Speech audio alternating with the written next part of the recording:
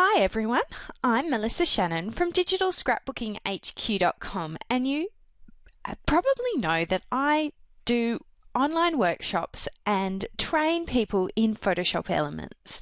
My background is graphic design, training, and a little bit of teaching as well. So recently I have started my own business. We're 1 year old, and I'd be excited to have any of you check out Digital Scrapbooking HQ if you haven't already done so. Today's workshop is going to be all about Photoshop Elements 11. So let's jump in. So welcome to your first look at Photoshop Elements 11. I know from the chat earlier on that a few of you have already played around with Photoshop Elements a little bit.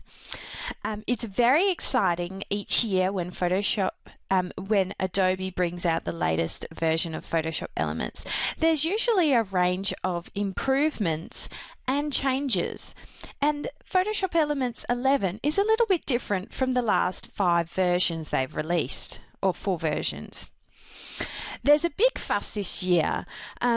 Usually there's incremental upgrades between versions. Version 6 and upwards have built on each other, and then this year Adobe has gone back to the lighter interface that you might remember from Photoshop Elements 5 if you've been using it that long.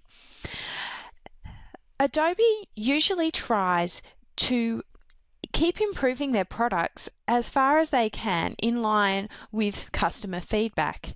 And because a lot of Photoshop Elements users have been concerned with the darker interface, at the same time that they changed full version of Photoshop CS6 to the dark interface, they've gone and put Photoshop Elements back to the lighter interface. So for someone like me who uses both versions of Photoshop, it's quite interesting to see how things develop over time.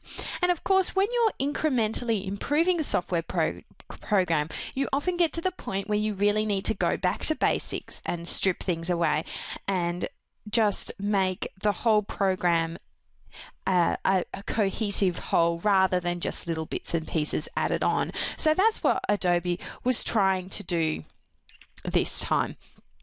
Their main aims were to simplify the interface and to invite new users to use both Photoshop Elements and Premiere Elements. Premiere Elements is the video editing software that's a sister program to Photoshop Elements. We won't be talking about that one today, but just to let you know, that's both of these programs are usually developed to work well with each other. So I'm guessing a lot of you might be existing Photoshop Elements users. If you're using Photoshop Elements, why not pop into the chat and just let us know what version you're currently using. Now, when you first open up Photoshop Elements 11, you'll see this gorgeous splash screen here. We have 2 options, and you know what? A lot of people even get stuck at this point. So they've included a little bit more information about the Organiser and the photo editor. Now, the first thing we are going to be looking at is the photo editor. So for those of you who are coming from versions 8, 9 or 10, which it looks like most of you are, you'll see quite a lot of change when we first pop into there. So when you first open Photoshop Elements 11, you'll come upon this quick edit mode. There's 3 edit modes, which is quite similar to previous versions of Photoshop Elements, but there's been quite a few changes for how the interface is laid out. Instead of having these multiple panels all referenced over on the right, they're now in the center. So what I'm going to do is just let you see a couple of the new editing modes and effects that you might use while editing your photos in Photoshop Elements editor. So let's grab a photograph. There's now a large open button that'll get you started on editing your photos. So let's start with this photo. Now, as you can see, this one is quite a blurry photograph. Edward's head is in focus, but the rest isn't. So the first thing we're going to do is we're going to actually use one of the new photo effects to make this photo look a little bit more intentional. So the first thing you want to do is save your work as a Photoshop document. Same process as usual. And then I always like to start with Smart Fix. And let's see what it does. You can actually click on the previews to see what sort of effects you want to get from the Smart Fix. And I'm just going to, as you click on Auto,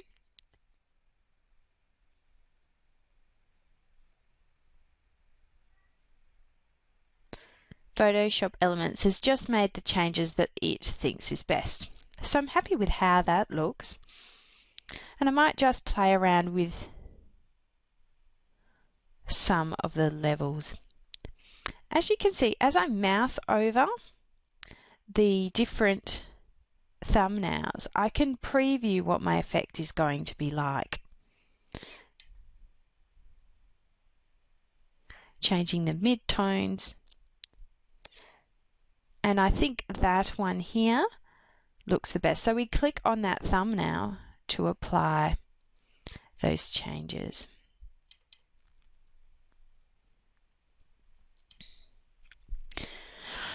Okay. So now I'm just going to add possibly a little bit of sharpening. I'll just have a look. Nope, I don't think I want any sharpening, so just get rid of that. Okay, so our photo isn't spectacular, it's still rather blurred, so let's head across to Guided Edit.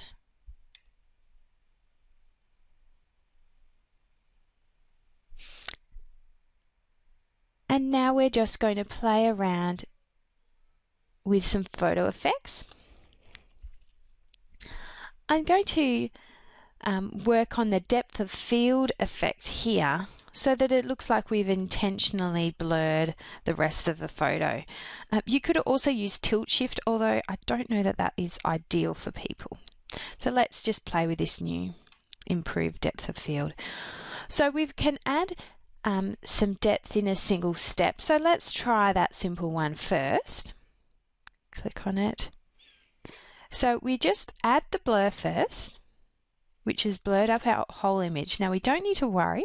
We'll just click on Add Focus Area and we'll just add some focus, probably even a little bit more. Let's just undo that.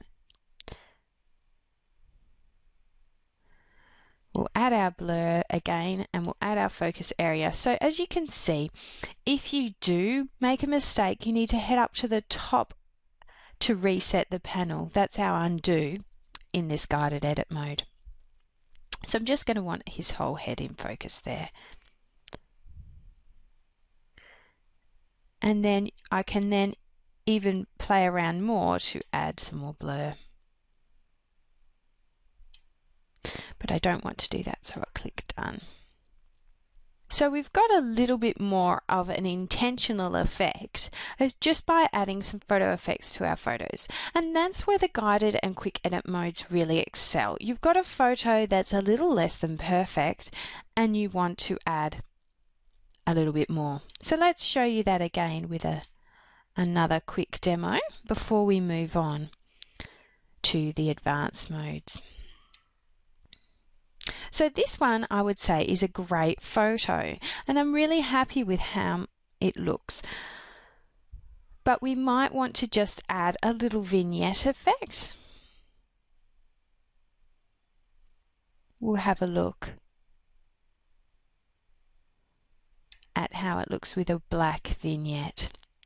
We can reduce the intensity by adjusting that slider. If you're familiar with Photoshop Elements 8, 9 or 10, you'll notice that this is quite similar to the guided edit mode, but Adobe's really worked on making it a little bit easier for beginning users. If you find it frustrating yourself,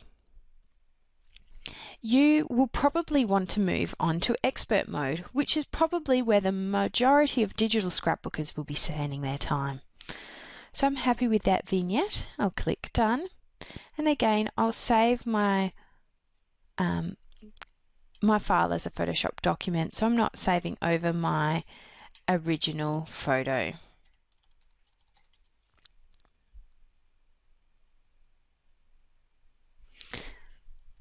So now let's head over to expert mode. Now expert mode by default looks something like this.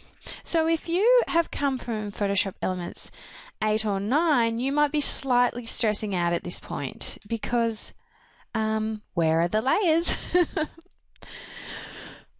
So we'll pop over here and you'll notice that all of your panels, instead of being shown on the screen by default, they're actually hidden down here. So you just click on your layers and then you'll see we've got all the layers from those edits that we performed in the guided edit mode have come through. So you can actually see how the changes look by turning on and off the layers. Now if you notice, the first thing that you probably have just seen with me playing around here is that we no longer lose our eye icon when we turn off the layers. There's now a red stroke that goes through the eye icon. Might take a little bit of getting used to. Another thing that's changed in the interface in the expert mode is that the undo buttons, which used to be in this black area here, are now down and share the space along the bottom. And our photo bin has actually been renamed project bin. Our project bin, has now been renamed photo bin. You've also got your shortcut to the Organiser here, and rather than at the top. Also your window layout has been moved to the bottom. So by default you have the tabs up the top, and if you want to change that layout you can just click and change it. Very similar to the buttons that were up here, they've just moved down.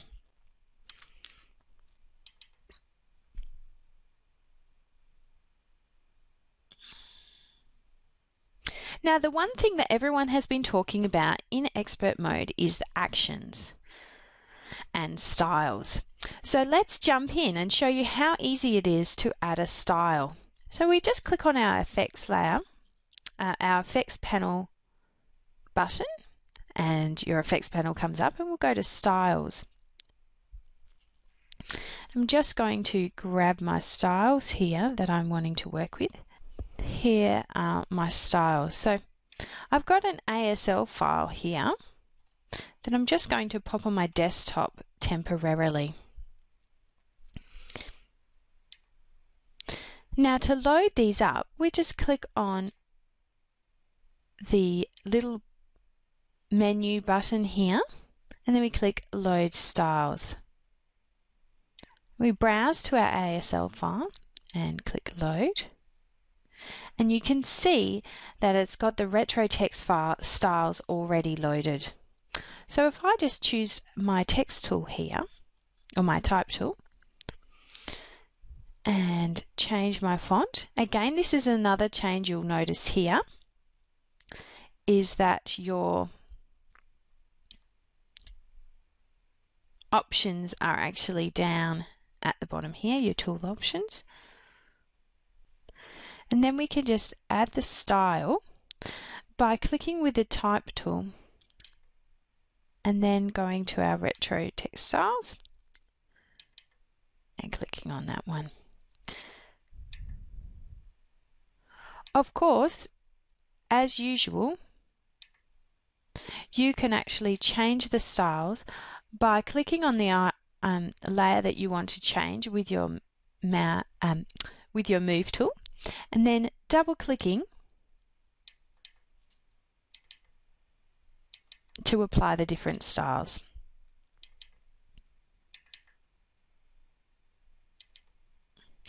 And you'll actually notice that it's applied a whole lot of different styles and they're starting to get pretty mushy. So we'll go over to our layers panel and just clear the layer style so that we can start from scratch again. So then we go back to our layers panel and let's try that one again.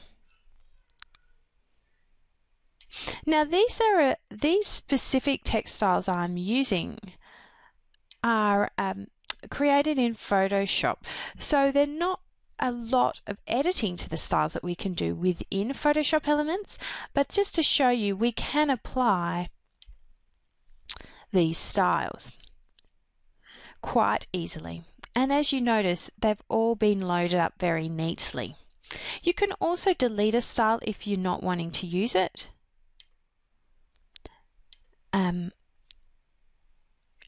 By clicking delete retro text styles.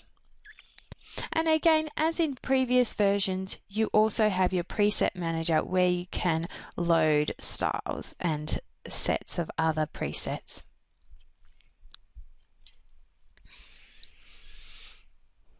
As a scrapbooker, the big changes to the Photoshop Elements 11 have been its improved performance.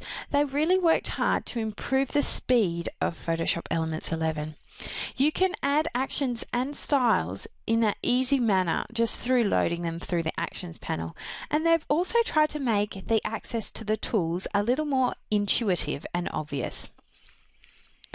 So now when you click on your Type tool, instead of having to click and hold down to see the flyout of different options, all of your different type tools are in this tool options box. Now for me, I think the main benefit of that is probably when you come to use the custom shape tool. A lot of people find it a little hard to work out, if I want you to draw a rectangle, exactly how to get to that, because of course the icon changes to whatever you've been using last. If you've used the line tool, all you can see is the line tool. And of course they occasionally change the icon, the default icon. So now instead of being a heart, the custom shape tool is this little blob. So that's one change that you'll notice. There's a lot of different changes, and another big change that people have been talking about has been the addition of the Actions panel. So if you go to Window and then Actions, you can actually see a whole Actions panel here. And it's very easy to load actions as well. You just click on the menu button and click Load Actions. Then you just browse to the location of your action, and then you can just run it straight away.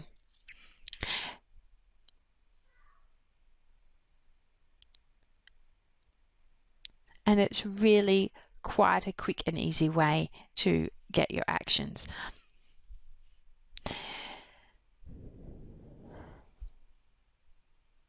Now I've loaded up Pro Retouch tools by Totally Rad,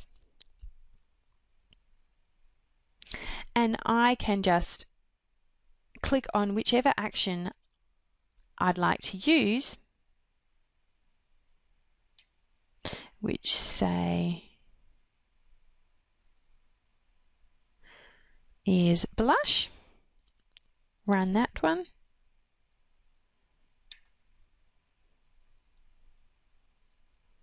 And then go back in and use my brush to apply the blush to her cheeks. And it really is that easy. You just browse, load your actions, and then you can run them. Now, of course, there is that caveat. Not every single action that you can find on the web is available and effective in Photoshop Elements 11. So you might come across errors if you just go out and find Photoshop actions. People such as Wendy Zine have specifically created actions that will work in Photoshop Elements 11.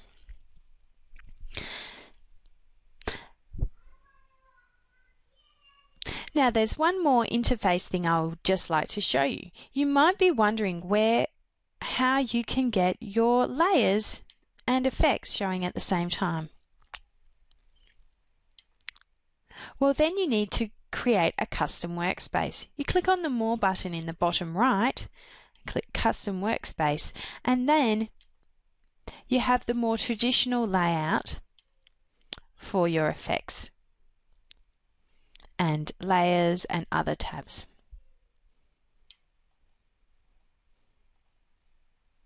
And you can drag them around as you've always been able to in previous versions of Photoshop Elements. So that's a little overview of some of the changes and improvements to the Photoshop Elements editor. There's been a lot of talk about the Organiser, and a lot has changed there too, as seeing the real thing. Now there's been a few questions. Actions from Photoshop may or may not work. It doesn't really matter which version of Photoshop they've been created in. It's more which commands and tools that they're using. If, for example, an action was using the pen tool, it wouldn't work in Photoshop Elements, because Photoshop Elements does not have a pen tool. Wendy Zine actually tests her actions, and you can use photography actions, scrapbooking actions, anything like that in Photoshop Elements 11. And they usually, when you buy an action, they actually let you know which versions they've been tested in. Now someone has mentioned RadLab, and RadLab totally does work in Photoshop Elements 11. If you're going to use RadLab, you would probably need to reinstall it to get the plugin to pop up, because when I have been testing Photoshop Elements 11 on my other computer, I had to reinstall it for it to show up, but it showed up without a problem. You just click on your little RadLab icon and RadLab will load and be able to use it as you always have. It's really great. But that is a plugin as opposed to a style or an action.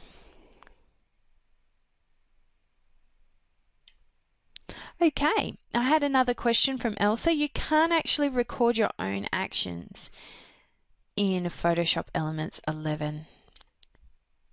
You can only play them. But it's a big improvement to what we had before. And personally, I don't think that recording actions is really something that Photoshop Elements is designed for. It's more of a consumer end product.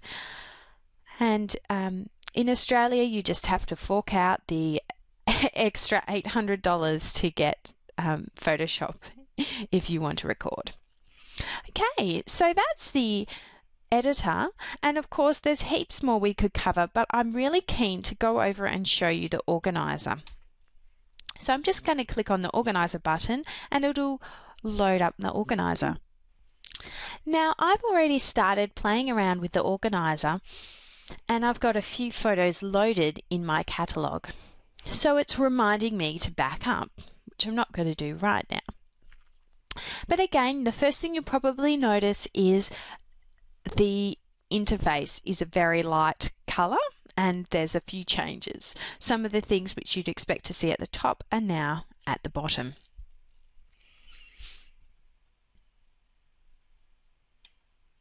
Now instead of the open button in the top left, now there's the import button, which makes it easy to get photos from your scanner, camera or card.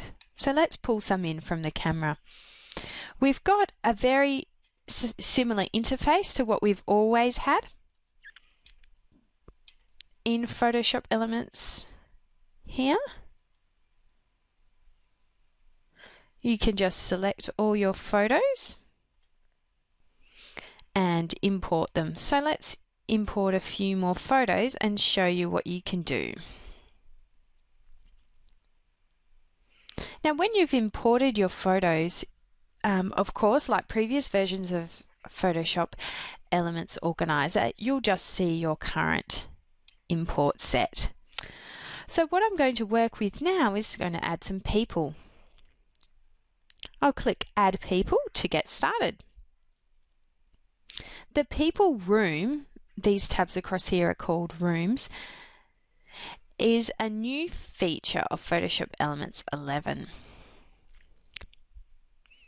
I'm just going to, and now it's just notified me that I've got an offline drive, so I'm just going to skip those files for now. It is just going to run through and analyze those photos that I've just added. And then it's going to prompt me to label these people. And of course, like most programs these days, you can actually link straight into your Facebook profile to pull out the names of any friends you might have. So we'll just finish typing those people and click Save. Now it's prompt me to exclude any people that don't belong. That's all fine, and these are all fine as well.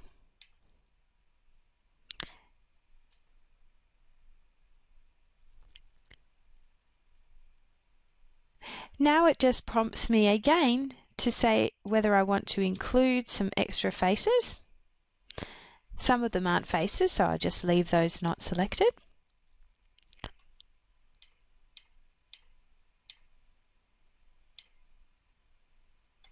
And then it just prompts me to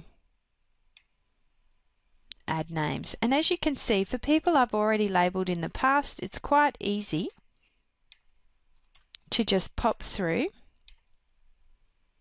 and it's even started suggesting them. So you can see when I click on there, it's already come up with 3 suggested names there.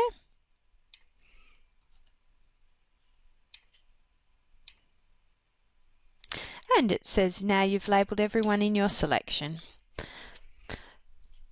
So now it takes us to the stack of people where we can obviously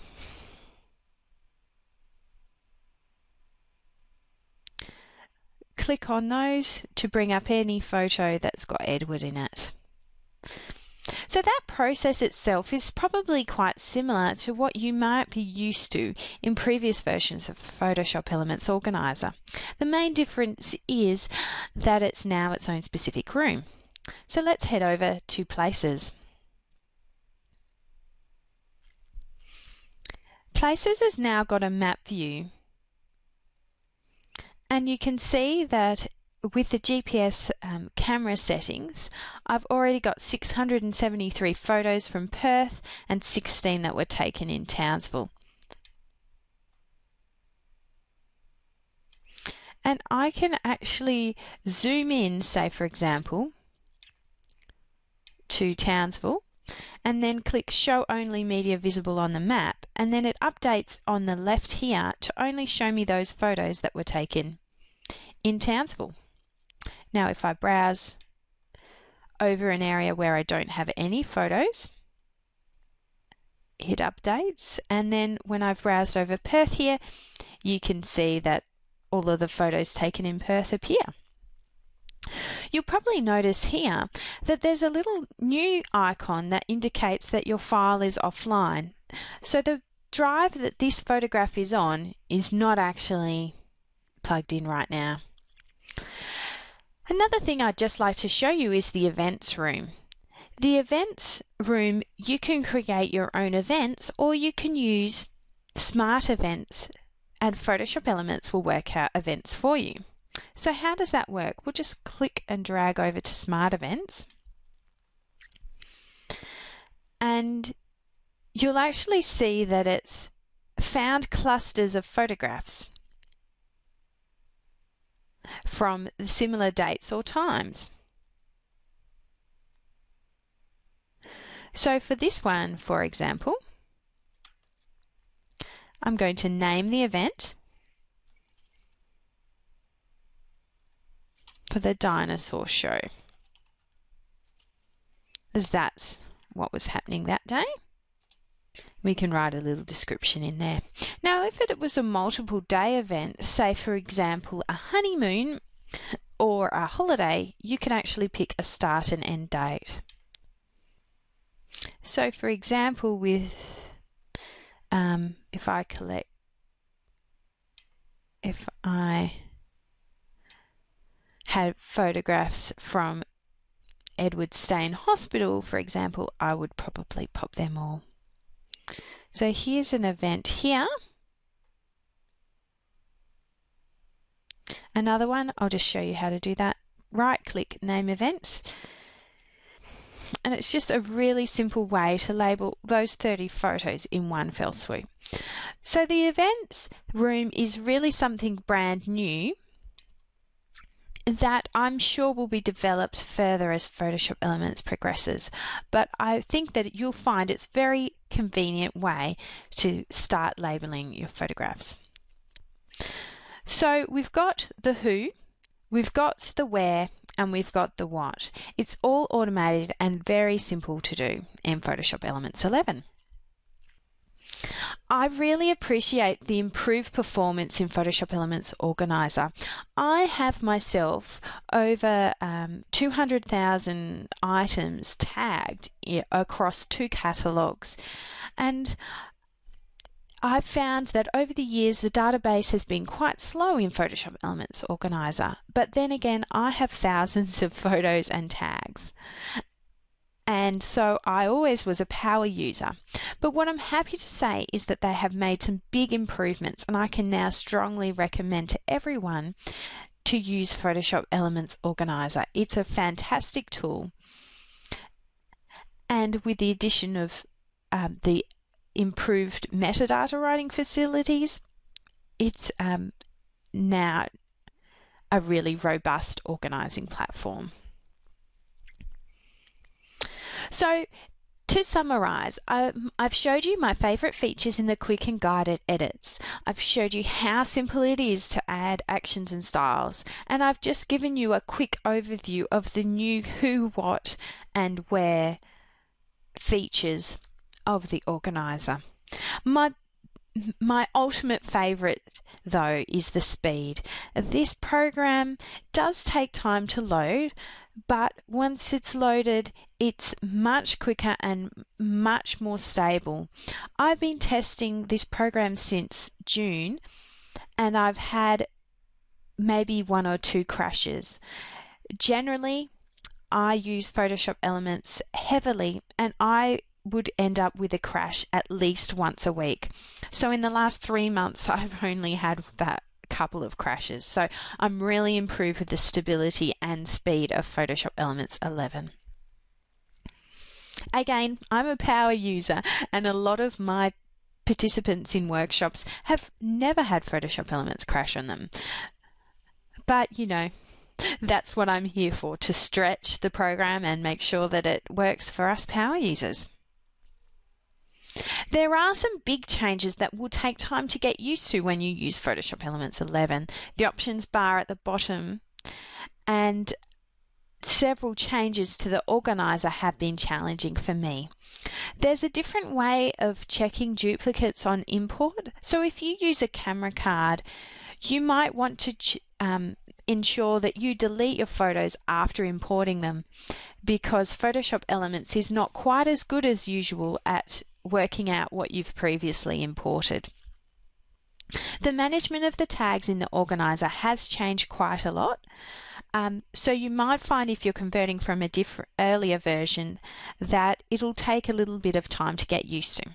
The searching in the Organiser is the one thing I haven't actually covered, so let's just jump in and have a look at that now. We can type into the search bar here, and we'll pop up with keywords and people. And you can actually use this search bar up here to create more advanced searching. You can click and see what everything is tagged by. And then there's the whole Find menu. Let's use Advanced Search. Now this is a big change from previous.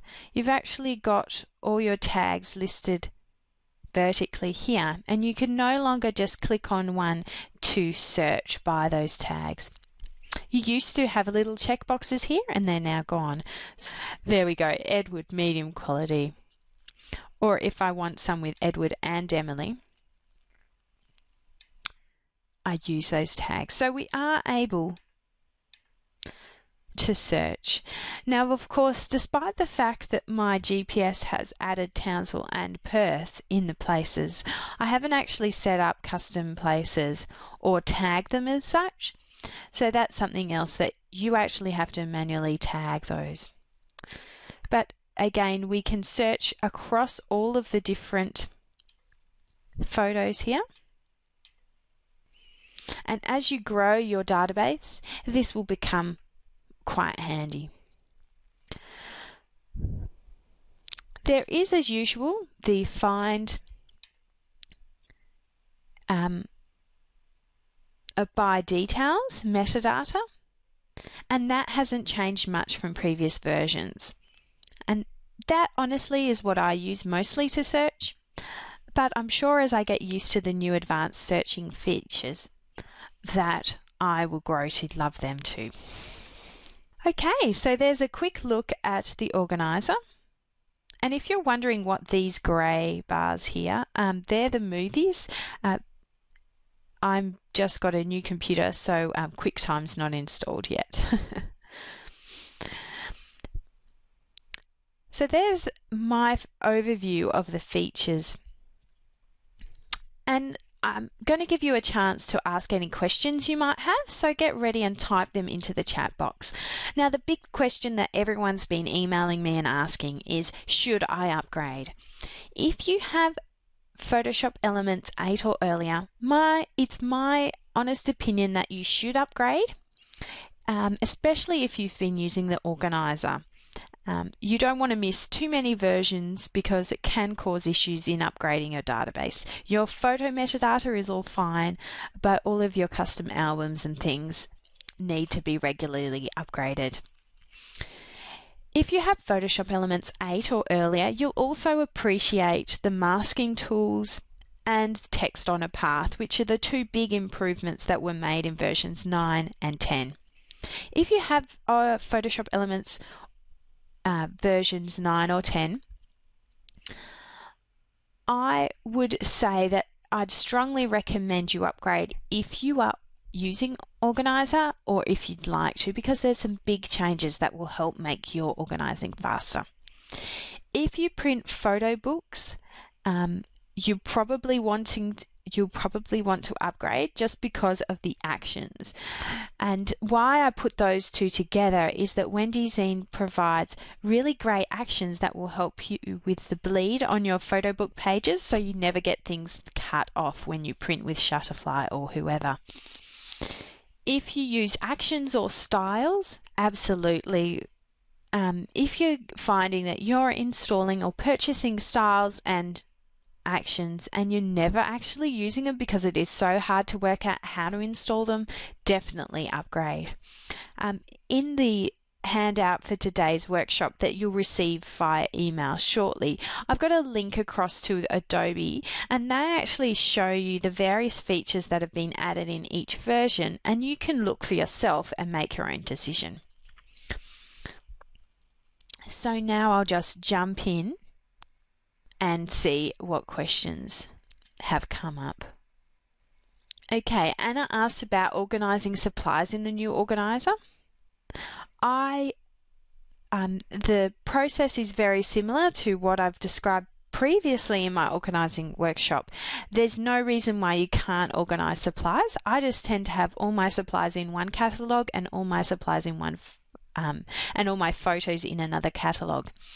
I've recently had to change computers, and so I've only got my photos at the moment. I haven't imported my Organiser database because it's sitting on the hard drive of my old computer.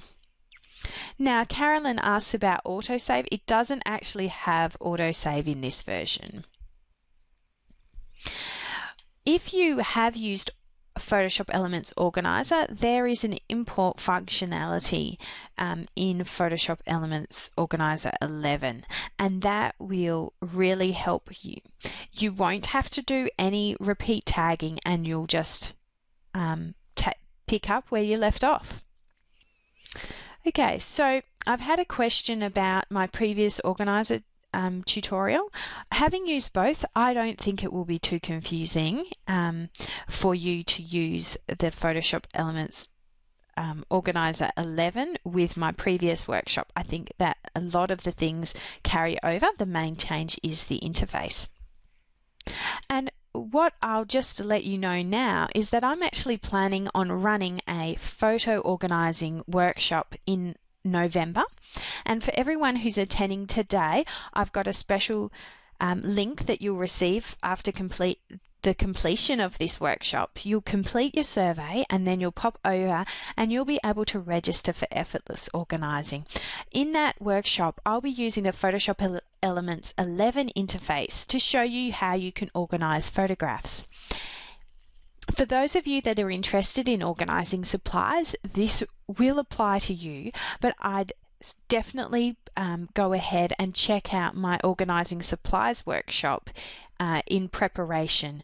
You can still import those tags that I've supplied in that workshop and work with them in my new class. I'm going to show you how to import your photos into Photoshop Elements Organiser automatically. I'm going to show you how to bring over your previous catalogues from older versions of Photoshop Elements, and I'm going to show you simple ways to organise your photographs so that you don't spend hours organising. I'll also go into greater depth on the fast searching techniques that will help you find things in Photoshop Elements Organiser. Now, my workshops are usually $30 each, but to say thank you for attending, I'm going to give you a special deal. Only for today, you'll be able to register for effortless organising for just $15. And when the class handouts and video intro have been uploaded, I'll contact you and you'll have access to those so that you can prepare and come along to the workshop and get a lot out of it. Of course, as usual, you always get access to the workshop recording afterwards whenever you purchase. So thank you so much for attending today. I hope you've enjoyed having a look at Photoshop Elements 11, and you know now where you can go to check out those great new features and where you can go to find out if you should upgrade. Thanks so much for attending. I'd be happy to answer any further questions you may have. Thanks so much for your time today. It's been fun, and I will see you again very shortly. Would you like to learn more about Photoshop Elements 11? Head over to digitalscrapbookinghq.com for tutorials, workshops, and more.